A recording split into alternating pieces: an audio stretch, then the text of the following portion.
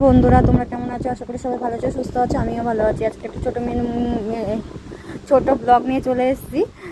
Please তোমরা দেখো না। আজকে দোকান থেকে এসেছি, এত খিদে পেয়ে গেছে, কি খাবো ভাবছিলাম, তাই পাস্তা নিয়ে এসেছিলাম। পাস্তা আর আলু টালু কেটেছি। যাই হোক, এবার আলু অত তো একা একা ক্যামেরা করে দেখানো যায় না। দেখো না, আলু কেটে ভাজাও চাপিয়ে দিয়েছি, ওইদিকে পাস্তাও একদিকে বসিয়ে দিয়েছি, হলুদ আর নুন দিয়ে সিদ্ধ করে নিয়েছি। এবার আলুটা লাল হওয়া পর্যন্ত ভাজলাম। দেখো, আলুটা ভাজা লালও হয়ে এসছে, আর ওদিকে আমার পাস্তাও সিদ্ধ হয়ে গেছে। এতটাই খিদে পেয়েছে, কিছুই দেয়নি মশলা টশলা, এমনি শুধু আলু ভেজে লঙ্কা চিড়ে দিয়ে বানিয়েছি। দেখো, একটু হলুদ আর নুন দিয়ে সিদ্ধ করে নিয়েছি, তাতে কালারটা চলে এসছে আর দেখতেও ভালো লাগছে। এবার এই পাস্তাগুলো দিয়ে দেবো কড়াইয়ের মধ্যে, সমস্তটা যতটা আছে সবটাই দিয়ে দেবো।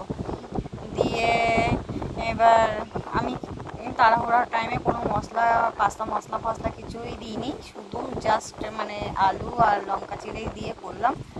তাই দেখো, আমার যতক্ষণ পাস্তাটা লাল না হবে ততক্ষণ আমাকে কড়াইয়ে নাড়াচাড়া করতে হবে।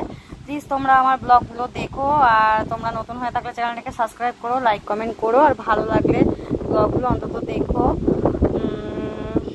আর কি বলবো বলো, প্লিজ এখনও বলছি তোমরা আমার ব্লগগুলো আমার